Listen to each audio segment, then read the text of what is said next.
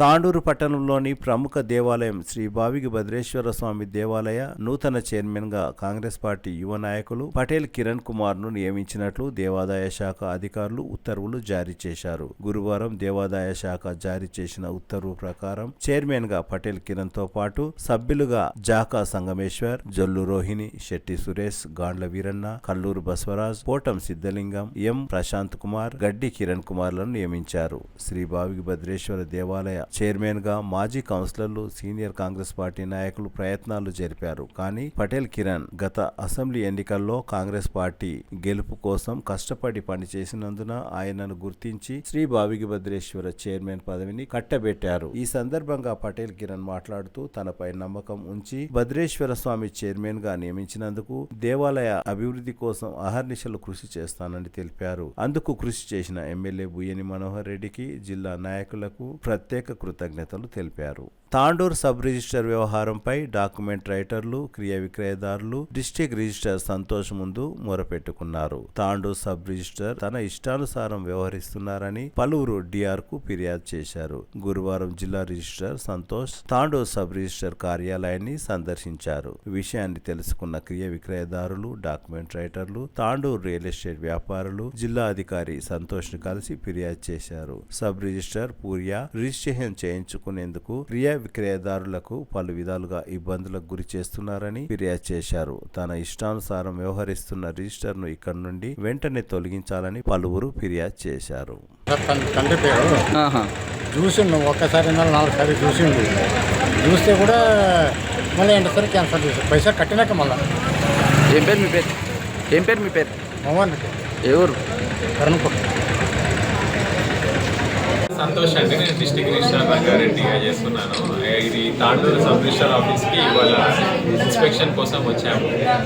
అయితే ఇక్కడ కొన్ని మాకు వేరియస్ రెగ్యులర్గా వర్క్ రిలేటెడ్గా కూడా మేము ఇన్స్పెక్షన్ చేస్తుంటాము. ఇక్కడ స్పెసిఫిక్గా మాకు కొన్ని కంప్లైంట్స్ వచ్చినాయి, కొన్ని ప్రాబ్లమ్స్ ఉన్నాయంటే అవి కూడా వెరిఫై. సో దాని రిలేటెడ్గా ఇవాళ వచ్చి ఇక్కడ అందరితో పబ్లిక్తో ఇంటరాక్షన్ చేయడం జరిగింది. ఇవాళ పబ్లిక్ అందరి కూడా ప్రాబ్లమ్స్ తెలుసుకున్నాము. వాళ్ళకున్న ఏదైతే ప్రాబ్లమ్స్ ఉన్నాయో వాటిని ఒక అప్లికేషన్ రూపంలో మాకు ఇవ్వమని చెప్పాము.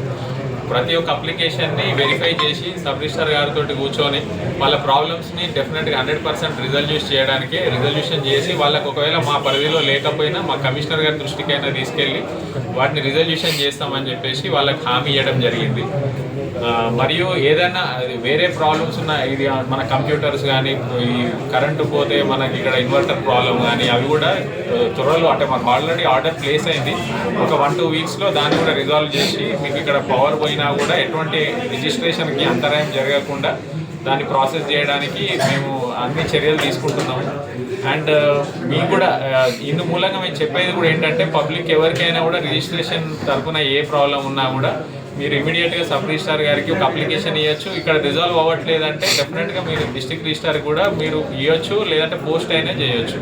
వాటికి మీద డెఫినెట్గా 100% రిజాల్వ్ అయ్యడానికి వితిన్ 1 month లోపల, అంటే ఇక్కడ నుంచి నాకు పంపించింది అయితే 1 month లోపల, అదే సబ్ రిజిస్ట్రార్ దగ్గర అయితే 1 week లోపల మీకు డెఫినెట్గా రిజాల్వ్ చేస్తాము. ఇంకేదైనా రీఫండ్ రిలేటెడ్ ప్రాబ్లమ్స్ ఉన్నా కూడా మీరు రీఫండ్ అప్లికేషన్ అయితే డిస్ట్రిక్ట్ రిజిస్ట్రారే ప్రాసెస్ చేయాలి. రీఫండ్ ఏమన్నా ఉంటే అక్కడ రీఫండ్ అప్లికేషన్ చేసుకోండి. మేము రీఫండ్స్ కూడా మేము త్వరగా ప్రాసెస్ చేయడానికి ప్రయత్నిస్తాం.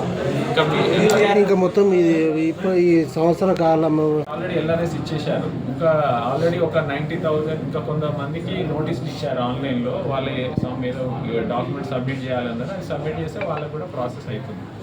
అయితే 2020 కంటే ముందు ఒక గవర్నమెంట్ ప్లేస్ వంశపార్యం ఉందని చెప్పి వాళ్ళు ఎలాంటి సర్వే నెంబర్ లేకుండా స్కూల్ సంబంధించి aided government plus aided school సంబంధించిన భూమి 2000 గజాల భూమి మొన్న హౌస్ నెంబర్ పైన రిజిస్ట్రేషన్ చేసిండ్రు. ఇట్లా గవర్నమెంట్ స్థలంని మనకు రిజిస్ట్రేషన్ రూల్ 26 IK 243 ఈ 2 రూల్స్ ఉన్నాయి. ఎప్పుడైతే గవర్నమెంట్ స్థలంని ఎవరైతే ఇట్లాంటి వితౌట్ ఇంటి నెంబర్ మీద కానీ ఎట్లన్నా రిజిస్ట్రేషన్ చేస్తే వాళ్ళు చట్టరీత్యా జైలుకు పోతారు. సర్వే నెంబర్ లేదు, ఇంటి నెంబర్ ఉంది, క్రిమినల్ కేసు ఫైల్ చేస్తాము. అండ్ వన్ మోర్ థింగ్ ఏంటంటే అది ఆ కన్సర్న్ ఎంఆర్ఓ దృష్టికి తీసుకెళ్ళండి. 243 రూల్ 243 అనేది కూడా చెప్పండి. దాంట్లో ఏంటంటే గవర్నమెంట్ స్థలంలో ఎవరైనా కబ్జా చేసినా ఇట్లాంటి డాక్యుమెంట్ క్రియేట్ చేసినా కూడా వాళ్ళ మీద ఎఫ్ఐఆర్ ఫైల్ చేసి మనము ఈ క్యాన్సలేషన్ చేయొచ్చు. క్యాన్సలేషన్ ఎవరు చేయాలి? ఎంఆర్ఓనే వచ్చి చేయొచ్చు. అది మనకు చట్టంలో ఉన్నది ఆల్రెడీ. కానీ గవర్నమెంట్ భూమి అని తెలిసి కూడా రిజిస్ట్రేషన్ చేయొచ్చా అండి? మనకు సర్వే నెంబర్ కనుక గవర్నమెంట్ భూమి అని మనకు ఇస్తారు, సర్వే నెంబర్లు ఇస్తారు. మనకి సర్వే నెంబర్ లేనిది హౌస్ నెంబర్ మీద రిజిస్ట్రేషన్ చేసిండ్రు, అది గవర్నమెంట్ సర్వే నెంబర్. లో ఉన్న వాటికి అన్నిటికీ హౌస్ నెంబర్ మనకు ఉంటుంది. గ్రామకంఠం బయట ఉన్న వాటికి మాత్రం సర్వే టౌన్లో సార్ గ్రామకంఠంలో ఉన్న వాటికి సర్వే నెంబర్ ఉండదు కదా. మరి అటువంటిప్పుడు మాత్రం సర్వే నెంబర్ మనం ఇన్సిస్ట్ చేయము. వాళ్ళు సర్వే నెంబర్ ఇన్సిస్ట్ చేయకుండా హౌస్ నెంబరే తీసుకొస్తే అది హౌస్ నెంబర్ పీటీని వెరిఫై చేస్తున్నాము. పీటీని వాళ్ళ పేరు మీద ఉంటే కానీ గవర్నమెంట్ ల్యాండ్ అని నువ్వు మనకి ఎట్లా తెలుస్తుంది? అంతే సర్వే నెంబర్ ఉండాలి కదా. అదే గవర్నమెంట్ సర్వే నెంబర్ అని అందరికీ ఉంది. సబ్ రిజిస్ట్రార్ ఏంటంటే సబ్ రిజిస్ట్రార్ జాబ్ ఇక్కడ ఓన్లీ ఆఫీస్ పరిధి. ఈ ఆఫీస్ దాటిపోయి ఇది కరెక్ట్ చేసాం. మీకు ఏదన్నా అట్లాంటి దృష్టికి వస్తే మీరు ఇమీడియట్ గా దానికి ఒక అప్లికేషన్ ఎంఆర్ఓ ఆఫీస్ లో ఇవ్వండి, సబ్ రిజిస్ట్రార్ ఆఫీస్ లో ఇవ్వండి. మేము ఇమీడియట్ గా దాని మీద పోలీస్ కేసు కూడా ఫైల్ చేస్తాము. చేసి దాని మీద క్యాన్సిలేషన్ కూడా చేయొచ్చు. మనం ఆల్రెడీ మనం చాలా ప్లేసెస్లో గవర్నమెంట్ ల్యాండ్ ఎవరైతే చేస్తున్నారో అది ఎంఆర్ఓ వచ్చి క్యాన్సిలేషన్ చేసే అధికారం ఉంది. వాళ్ళు ఇమీడియట్గా పోలీస్ కేసు కూడా ఫైల్ చేస్తారు. క్రిమినల్ అది గవర్నమెంట్ ల్యాండ్ తెలిసి చేసినా తెలియక చేసినా క్రిమినల్ యాక్టివిటీ అది.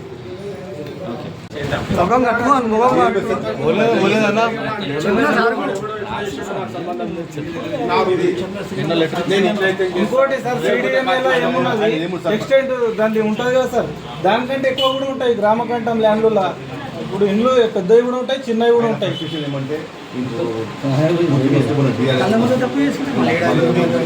అందుకని చూస్ చేస్తాడు అది ఫ్రస్ట్రేషన్ కూడా వచ్చింది. ఎందుకు వచ్చిందో కానీ పడ్డేసారు పోయినా అమ్ముతున్నాడు. నేను అమ్ముతున్నాను నువ్వు ఎందుకు వచ్చిన బయట అప్పుడు కాదు ఏ ఒకసారి తెచ్చాను వాళ్ళు ఏమన్నా మీకు నచ్చలేదు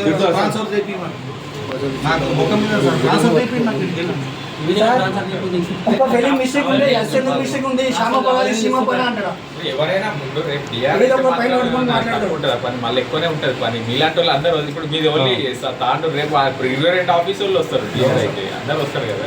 అందరికీ లేదు డెఫినెట్గా మనం మీరు రిజాల్వ్ చేద్దామనే వచ్చినాము. డెఫినెట్గా మీకు ఎంతవరకు పాసిబిలిటీ ఉంటుందో అన్ని ప్రాబ్లమ్స్ రిజాల్వ్ చేద్దాం. మీరు కూడా ఏంటంటే ఇలాంటి ఏదైనా ఉంటాయి కదా డాక్యుమెంట్ వస్తే ఏమేమి చూడాలి అని కూడా ఇప్పుడు లిస్ట్ పెడతాం. ఆ లిస్ట్ ప్రకారం మీరు సబ్మిట్ చేయాలి.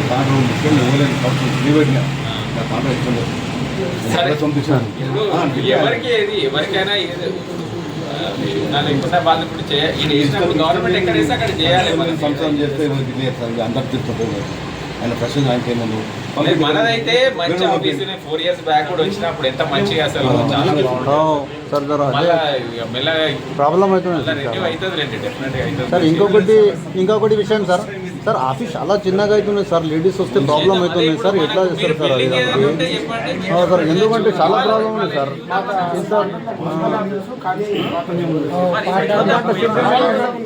ఎందుకంటే లేడీస్ వస్తే చాలా ఇబ్బంది అవుతుంది సార్. ఎట్లా షూటింగ్ చేయాలి? మనకంటే ఒక ఫోన్ ఇచ్చినా చాలు. అవసరం లేదు. 2000 ఇస్తే ఆఫీస్ చేంజ్ అయ్యి ఆఫీసర్ చేంజ్ చేశారు.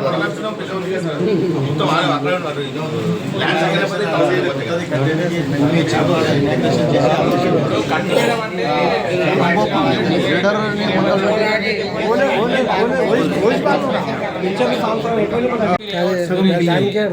సగం మిగిలినాయి కదా సార్ ప్లాట్స్ మీరు జీపీ అన్నారా, జీపీ లేఅవుట్స్ అంటున్నారు? లేదు జీపీ లీడ్స్ నేను అడుగుతున్నాను సార్. మీరు అలా సగం అయినాయి రిజిస్ట్రేషన్. అది సగం అయ్యి ఇంకా సగం మిగిలిన వాటికి డెఫినెట్ గా దానికి ఒక ప్రొవిజన్ ఇస్తాం. మీరు ఒక అప్లికేషన్ ఇవ్వండి, ఇస్తే మేము అది కమిషనర్ గారి దృష్టికి తీసుకెళ్ళి దానికి ఏదన్నా అంటే ఏదన్నా ప్రొవిజన్ కల్పించి, ఇప్పుడు ఎల్ఆర్ఎస్ అనేది అయితే ఇంత మొన్న 2020 వరకు అప్లికేషన్ ఇచ్చారు. అందులో చాలా మంది 25 లక్షల స్టేట్ లెవెల్లో 25 లక్షల మంది అప్లికేషన్ చేసుకున్నారు. అందులో ప్రాసెస్ స్టార్ట్ అయింది, అది వర్క్ అవుతుంది. బట్ ఎవరైతే అందులో కూడా అప్లై చేసుకుని వాళ్ళు కూడా ఉంటారు, వాళ్ళకు కూడా కొంచెం ప్రొవిజన్ కలిపియాలి. ట్రాన్స్ఫర్ అయితే కాదు, రిజిస్ట్రేషన్ సేల్ డీడ్ అన్న చేసుకోవాలి. సేల్, గిఫ్ట్, రిలీజ్, పార్టీషన్ వీటి ద్వారానే మీకు జీపీఏ ద్వారా చేసుకోవడం వల్ల మాత్రం ఎటువంటి హక్కు రాదు. అండ్ పాత ఏమైనా లింక్ డాక్యుమెంట్ ఆల్రెడీ మీకు ప్లాట్ కింద రిజిస్టర్ అయితే మాత్రం మేము మళ్ళీ దాన్ని రిజిస్టర్ చేయక తప్పదు, దాన్ని ఆపే అవకాశం అయితే లేదు. సో మీరేంటంటే అటువంటి జీపీఏలను ఎవరు కూడా, ఈవెన్ ఢిల్లీ హైకోర్టు కూడా మనకు ఆర్డర్ ఇచ్చింది, ఇట్లాంటి జీపీఏల మీద రిజిస్ట్రేషన్ చేయకూడదు, చేసినా దాని మీద హక్కు రాదు. జీపీఏ అనేది ఎప్పుడైతే ఆ ప్రిన్సిపల్ అటర్నీ బతుకున్న రోజులే అది వ్యాలిడిటీ ఉంటుంది. తర్వాత ప్రిన్సిపల్ కానీ అటర్నీ కానీ చనిపోయిందంటే అది వ్యాలిడిటీ అనేది ఉండదు. సో మీరు చెప్పండి. గత ఆర్థిక సంవత్సరంలో 12,50,000 డాక్యుమెంట్లు జరిగితే ఈ సంవత్సరం 11,50,000 జరిగినాయి మన స్టేట్లో. అంటే 1,00,000 వరకు తగ్గినాయి. బట్ రెవెన్యూ మాత్రం మనకి గత సంవత్సరం 9,500 కోట్లు వస్తే ఈ సంవత్సరం 9,450 కోట్లు వచ్చింది. మాకు అంటే ఈ రెవెన్యూ కూడా మనకి లాస్ట్ 3 monthsలో కొంచెం ఇంకా పుంజుకునే అవకాశం ఉంది. ఇప్పుడు ఏదైతే గవర్నమెంట్ కొత్త స్కీమ్స్ తీసుకొస్తుందో దాని ప్రకారంగా ఇప్పుడు వేరియస్ మీకు కూడా చూస్తున్నారు కదా, వేరియస్ టైప్ ఆఫ్ వెంచర్స్ అంటే కొత్త ప్రాజెక్ట్స్ కూడా వస్తున్నాయి. వాటితో ఈ డాక్యుమెంట్స్ కానీ రెవెన్యూ కానీ ఇంక్రీజ్ అయ్యే అవకాశం ఉంది.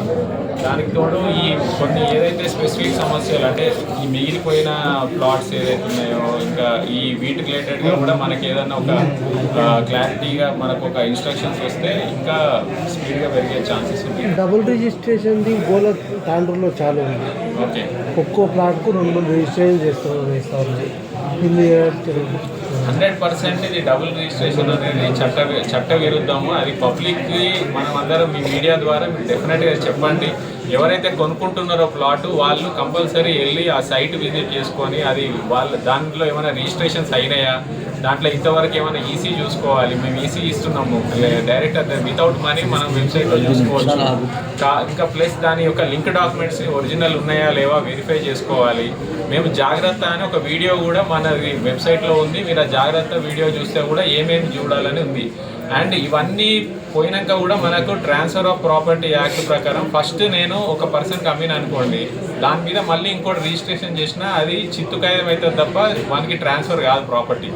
ఎందుకంటే ఫస్ట్ డాక్యుమెంట్ ఎవరికి రిజిస్టర్ అవుతుందో జెన్యూన్గా వాళ్ళకే ప్రాపర్టీ అనేది పోతుంది.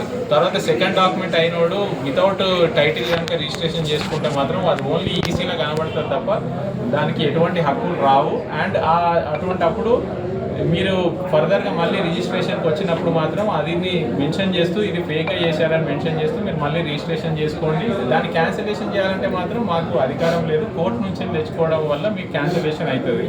బట్ కోర్టుకి వెళ్తే కూడా మీకు చాలా టైం అంటే దాంట్లో టైం ఎక్కువ పడుతుంది కాబట్టి మీరు వాళ్ళ చుట్టూ తిరగకుండా మీరు ఫర్దర్గా దాని మీద ఎన్కంబరెన్సెస్ లైక్ ఇంటి నెంబర్ తీసుకోవడం, కరెంటు బిల్ తీసుకోవడము ఇట్లాంటి మీరు అంటే మేమే పొజిషన్లో ఉన్నాము అనేది చూపించాలి. ఒక మార్టిగేజ్ డీడ్ రిజిస్టర్ చేస్తారు, సో మీరు పొజిషన్లో ఉన్నారు అనేది దాంట్లో ధృవీకరణ అవుతుంది. కాబట్టి కోర్టు కూడా ఎవరైతే అట్లాంటి అన్ని పొజిషన్ చూపించగలుగుతారో వాళ్ళకి బెనిఫిట్స్ ఇస్తుంది. ఇంకొకటి ఇంపర్సనేషన్ అంటారు. ఇంపర్సనేషన్ అంటే ఇప్పుడు నా పేరు సంతోష్ అని పేరు చెప్పి ఇంకోటి వచ్చి రిజిస్టర్ చేసిండు అనుకోండి, అటువంటివి మాత్రం ఇమీడియట్గా సబ్ రిజిస్టర్ దృష్టికి తీసుకురండి.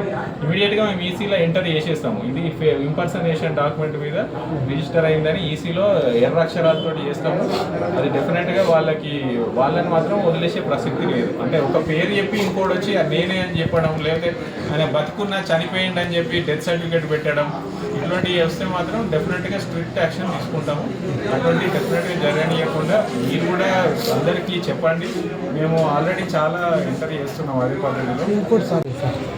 అంటే గత సంవత్సరంతో పోలిస్తే మాత్రం ఈ సంవత్సరం ఆదాయము ఒక 2% నెగిటివ్ ఉంది కంపారిటివ్గా. కాకపోతే ఈ మంత్లో మాత్రం మళ్ళీ కార్తీక మాసం మనకు మంచి రోజులు రావడం జరిగింది. దానివల్ల రిజిస్ట్రేషన్స్ ఈ మంత్ మాత్రం మనకు పాజిటివ్లో ఉంది రెవెన్యూ.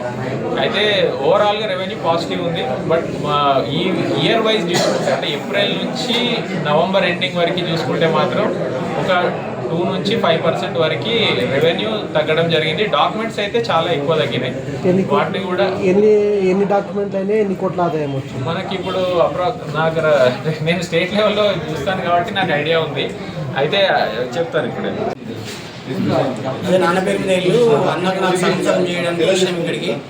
అన్న వాళ్ళు ఉన్నారు, నాన్న వాళ్ళు ఉన్నారు. అదే విధంగా పేరు లేనందుకు ఇట్లా మా అన్న సగం అయింది. నెక్స్ట్ డే మా నాన్న నా పేరు చాలా పైసలు పోయినాయని అన్నాడు కదా సార్. అందుకే సార్ కాంప్లైంట్ చేస్తామని చెప్పి ఎంత కట్టించాలి? 9,000.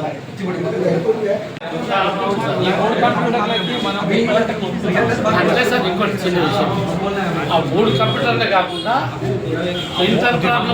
ప్రింటర్ ఓనర్స్ అవి అస్సలు ఏం పని చేస్తారు సార్. కీబోర్డ్స్ రోజులు రాసిస్తాము. నెక్స్ట్ సార్ ఇతనికి విఆర్ఓ నుండి వచ్చారు, ఈయనకి ఏమీ రాదు, వచ్చి కూర్చోవడం తప్ప వేరే ఫింగర్ తీసుకోవడం అది కూడా రాదు. అది కూడా రాదు. నేర్పియాలి మరి.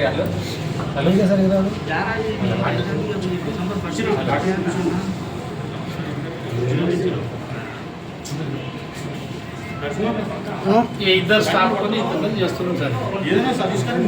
మార్నింగ్ పెట్టండి డాక్యుమెంట్ అంటే పెట్టరు. ఈవినింగ్ వచ్చిన తర్వాత సిస్టమ్ పోతుంది. కరెక్ట్ 4 పోతుంది. పరిగి ఎమ్మెల్యే వికారాబాద్ జిల్లా కాంగ్రెస్ పార్టీ అధ్యక్షులు టి రామ్మోహన్ రెడ్డి జన్మదిన వేడుకలు తాండూరు పట్టణంలో ఘనంగా నిర్వహించారు. గురువారం తాండూరు పట్టణంలో కాంగ్రెస్ పార్టీ తాండూరు పట్టణ అధ్యక్షులు హబీబుల్లా ఆధ్వర్యంలో కేక్ కట్ చేసి రామ్మోహన్ రెడ్డికి శుభాకాంక్షలు తెలిపారు. ఈ సందర్భంగా హబీబుల్లా మాట్లాడుతూ రామ్మోహన్ రెడ్డి వికారాబాద్ జిల్లాలో చురుకైన నాయకుడు అని, ఆయన భవిష్యత్తులో మరిన్ని పదవులు చేపట్టాలని ఆకాంక్షించారు. సీనియర్ కాంగ్రెస్ పార్టీ నాయకులు మాజీ కౌన్సిలర్ లింగదల్లి రవి మాట్లాడుతూ రామ్మోహన్ రెడ్డి భవిష్యత్తులో మంచి పదవులు అధిష్ఠించాలని, ఆయన జన్మదిన వేడుకలను నిర్వహించడం సంతోషంగా ఉందని తెలిపారు. ఈ కార్యక్రమంలో కాంగ్రెస్ పార్టీ నాయకులు, యువజన కాంగ్రెస్ పార్టీ నాయకులు తదితరులు పాల్గొన్నారు. यहाँ पर सभी को जो जमा हुए हैं उनको सभी को धन्यवाद कहता हूँ. Thank you from me. खास करके 10-12 साल से हम उनके साथ काम कर रहे हैं. इतने टैलेंटेड, इतने हार्ड वर्कर एमएलए है, शायद ही मैं एरिया में नहीं देखा. 12 साल से कंटिन्यू परगी, विकाराबाद, आजू बाजू तांडूर में कई प्रोग्राम्स उनके साथ हमने किए हैं. हर जगह वो सबसे आगे रहते हैं और सबसे ज़्यादा काम करते हैं. मैं उम्मीद करता हूँ आने वाले दिनों में हमारे सीएम साहब से रिक्वेस्ट भी है कि उन्हें मिनिस्ट्री पोस्ट तक दे और उनसे ज़्यादा से ज़्यादा काम दें, क्योंकि आज भी लोग किसी काम से बहरीन गए हुए हैं और कंटिन्यू सीएम साहब के साथ कंटिन्यू काम कर रहे हैं. मैं आशा करता हूँ हमारे सीनियर लीडर से, हमारे सीएम साहब से कि उन्हें अच्छे से अच्छा पोस्ट दें. जय हिंद, जय कांग्रेस.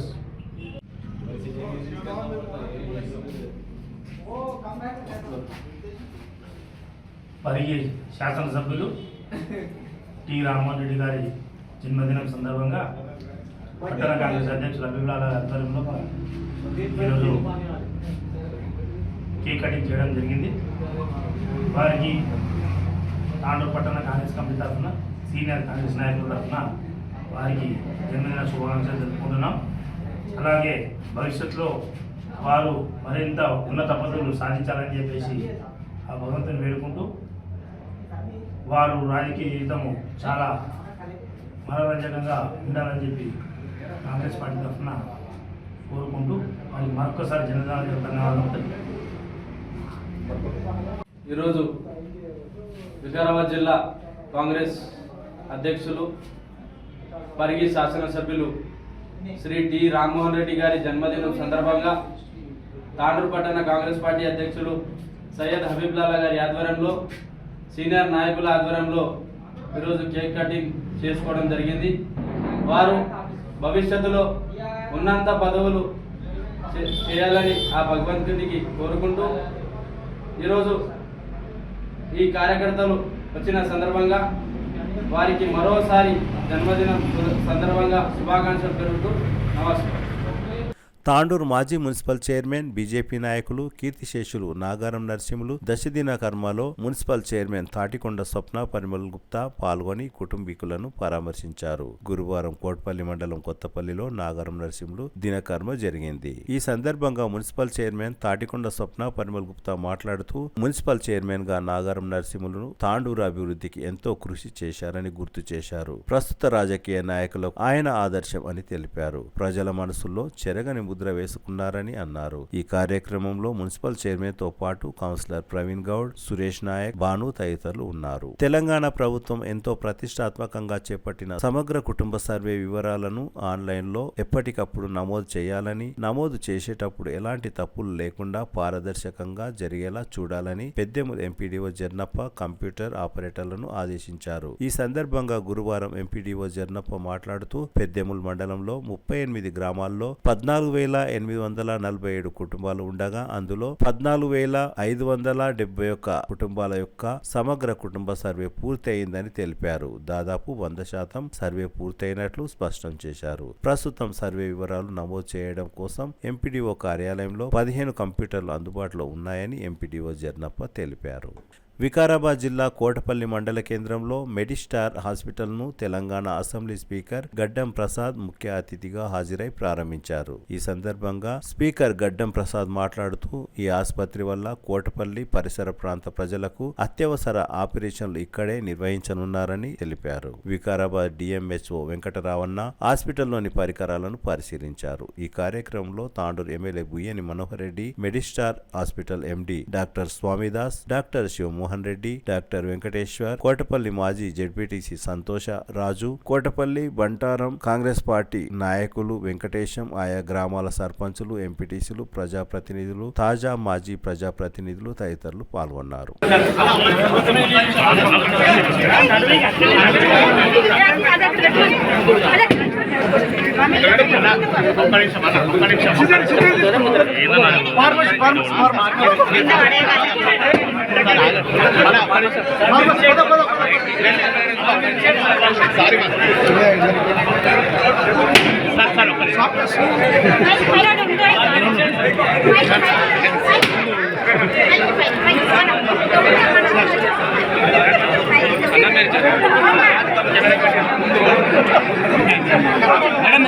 గురుకుల విద్యార్థుల ప్రాణాలతో ప్రభుత్వం చెలగాటమాడుతున్నదని ఏబీవీపీ నాయకులు విమర్శించారు. సంవత్సరం గడవక ముందే ఇప్పటి వరకు 51 మంది విద్యార్థులు ఆత్మహత్య చేసుకున్నారని, అందుకు పూర్తి బాధ్యత ప్రభుత్వానిదే అని ఏబీవీపీ జిల్లా కన్వీనర్ హరీష్ రావు అన్నారు. గురువారం ఏబీవీపీ ఆధ్వర్యంలో వికారాబాద్ పట్టణంలో ఏబీవీపీ నాయకులు ర్యాలీ నిర్వహించారు. ఈ సందర్భంగా ఏబీవీపీ నాయకులు మాట్లాడుతూ గత ప్రభుత్వం ఏ విధంగా విద్యార్థుల పట్ల వ్యవహరించిందో ప్రస్తుత ప్రభుత్వం కూడా విద్యార్థుల జీవితాలతో చెలగాటమాడుతున్నారని అన్నారు. విద్యార్థులకు గురుకులాలలో కనీస వసతులు లేక అష్ట కష్టాలు పడుతున్నారని, మధ్యాహ్న భోజనంలో ఫుడ్ పాయిజన్ తో ఎంతో మంది విద్యార్థులు అస్వస్థతకు గురవుతున్నారని అన్నారు. ఇప్పటి వరకు 886 మంది విద్యార్థులు ఫుడ్ పాయిజన్ కు అస్వస్థతకు గురైనట్లు ఏబీవీపీ నాయకులు తెలిపారు. మద్యానికి మంత్రి ఉన్నారు కానీ విద్యాశాఖకు మంత్రి లేరు అని, విద్యార్థుల కోసం ఎవరు పట్టించుకోవడం లేదని అన్నారు. ఈ కార్యక్రమంలో వికారాబాద్ పట్టణ కార్యదర్శి మహేష్, శివప్రసాద్, తేజ, రామకృష్ణ, ప్రవీణ్, బాలకృష్ణ, సాయి తదితరులు పాల్గొన్నారు. అందరికీ నమస్కారం. నా పేరు హరీష్ రావు. గత ప్రభుత్వం, బీఆర్ఎస్ ప్రభుత్వం ఏ విధంగా అయితే విద్యార్థులపై, హాస్టల్ విద్యార్థులపై చొరవ తీసుకోకుండా ఆ కాలంలో గిటంగా విద్యార్థులు ఆత్మహత్యలు చేసుకున్నారు. ఇప్పుడు వచ్చిన రేవంత్ సర్కార్ గిటంగా అదే విధంగా 2 గవర్నమెంట్లు, నా ప్రభుత్వంలో ఎక్కువ మంది విద్యార్థుల ప్రాణాలు నువ్వు తీసుకుంటావా, నా ప్రభుత్వంలో నేను తీసుకుంటా అనే పోటీ పడుతున్నట్లు అనిపిస్తున్నది. ఈ సంవత్సరం ఒక సంవత్సరం అయింది ప్రభుత్వం వచ్చి. 49 మంది విద్యార్థులు ప్రాణాలు కోల్పోయారు. హాస్టల్లో కనీస వసతులు లేక, వాటర్ ఫెసిలిటీస్ లేక, నాణ్యమైన తిండి లేక విద్యార్థులు ఆత్మహత్యలు చేసుకుంటున్నారు. అదేవిధంగా పాము కాట్లకు గురవుతున్నారు. ఈ అధికారులు అసలు పట్టించుకోవట్లేరు. అప్పటి పూర్తికి అధికారులను సస్పెండ్ చేస్తారు, అంతే మాత్రం అధికారుల మీద అసలు ఎలాంటి చర్యలు తీసుకుంటలేరు. ప్రభుత్వం రేవంత్ రెడ్డి గారు మీరు ఢిల్లీకి తిరగడం వాటిపైననే దృష్టి పెట్టండి, కానీ రాష్ట్రంలో ఏ విధమైన విద్యార్థులకు ఏ విధమైన అన్యాయం జరుగుతుందో వాటిపైన దృష్టి పెట్టడం లేదు. అదేవిధంగా వికారాబాద్ గడ్డ స్పీకర్ గారి టౌన్లో గిటంగా ఫుడ్ పాయిజన్ అయింది. అదేవిధంగా మొన్న నారాయణపేటలో ఫుడ్ పాయిజన్ అయ్యి 51 మంది విద్యార్థులు అస్వస్థతకు గురైన. ఈ సంవత్సరం మొత్తం 886 మంది విద్యార్థులు ఫుడ్ పాయిజన్కి గురై వారు ప్రాణాలతో పోరాడారు. ఈ ప్రభుత్వం వెంటనే విద్యార్థులపై జరుగుతున్న ఈ ఫుడ్ పాయిజన్ నుంచి కాపాడి విద్యార్థులకు నాణ్యమైన ఆహారాన్ని కల్పించాలని కోరుకుంటున్నాం. Hyderabad ABP town secretary. అయితే గత వారం 10 రోజులు అని చూసుకుంటుంటే మన తెలంగాణలో ఎక్కడికక్కడ గురుకుల విద్యార్థుల ఫుడ్ పాయిజన్ అయిందని చెప్పి ఎక్కడికక్కడ హాస్పిటల్లో చేరడం జరుగుతుంది. అయితే అట్లా హాస్పిటల్లో చేరిన వారి సంఖ్య రోజు పెరుగుతున్న కొద్దీ ఈ రోజు వరకు మన తెలంగాణలో 51 మంది విద్యార్థులు ఫుడ్ పాయిజన్ అయ్యి గురుకుల పాఠశాల విద్యార్థులు చనిపోయారు. అయితే గత ప్రభుత్వం బీఆర్ఎస్ ప్రభుత్వంలో కూడా ఎంతో మంది విద్యార్థుల ఆత్మహత్యలు ఫుడ్ పాయిజన్ అయ్యి చనిపోయారు. అయితే గత ప్రభుత్వం బీఆర్ఎస్ ప్రభుత్వం అలాగే ఈ ప్రభుత్వం కాంగ్రెస్ ప్రభుత్వం 2 ప్రభుత్వాలు విద్యార్థులను బలి తీసుకోవడంలో పోటీ పడుతూ ముందుకు సాగుతున్నాయి. అయితే ఇంకెన్ని రోజులు ఇట్లా విద్యార్థులను నిర్లక్ష్యం చేస్తారు? అయితే విద్యార్థుల ఓట్లు లేవని చెప్పి విద్యార్థులు నిర్లక్ష్యం చేస్తున్నారా? విద్యార్థులు తలుచుకుంటే మిమ్మల్ని ఏమైనా చేయగలుగుతాం మేము. స్కాలర్షిప్లు ఇయ్యరు, విద్యార్థులకు సరైన ఫుడ్ ఉండదు, హాస్టళ్లలో విద్యార్థులకు సరైన వసతులు ఉండవు, గవర్నమెంట్ స్కూళ్ళలో వాష్రూమ్స్ ఉండవు. ఏ ఒక్క వసతులు కరెక్ట్గా లేకుండా ఈ గవర్నమెంట్ విద్యార్థులను ఎందుకు నిర్లక్ష్యం చేస్తుంది? విద్యాశాఖ మంత్రి లేడని అడిగితే ఆయన రేవంత్ రెడ్డి సార్ నేనే విద్యాశాఖ మంత్రిని అని చెప్పిండు. అయితే నువ్వు విద్యాశాఖ మంత్రి కదా, ఇవన్నీ నీకు గుర్తులేవా? ఇవన్నీ కనబడతలేవా? నీకు సోయి లేదా? నువ్వే విద్యాశాఖ మంత్రి అని నువ్వెందుకు స్పందిస్తలేవు విద్యార్థుల ఘోషణ పైన? ఇంత తొందరగా అయితే అంత తొందరగా విద్యార్థుల సమస్యల పైన స్పందించి హాస్టల్ సమస్యలన్నీ క్లియర్ చేయాల్సిందిగా రేవంత్ రెడ్డి గారిని కోరుతున్నాం. మీరు కనుక ఈ యొక్క పరిష్కారం చెప్పకపోతే మిమ్మల్ని గద్దె దింపుతామని బల్ల గుద్ది మరి చెప్తున్నాం. 51 మంది విద్యార్థుల చావుకు 51 మంది విద్యార్థుల చావుకు 51 మంది గురుకుల విద్యార్థుల చావుకు హాస్టల్ సమస్యలపై వెంటనే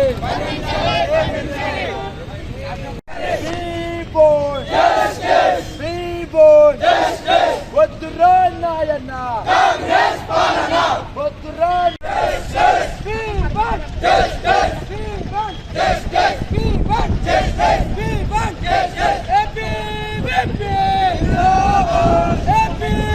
తిరిగి వచ్చే బులెటిన్లో తాజా వార్తలతో మళ్ళీ కలుద్దాం. అంతవరకు సెలవు, నమస్కారం. మరిన్ని వార్తల కోసం ఛానల్ను సబ్స్క్రైబ్ చేయండి, షేర్ చేయండి, లైక్ చేయండి, కామెంట్ చేయండి. CT Cable.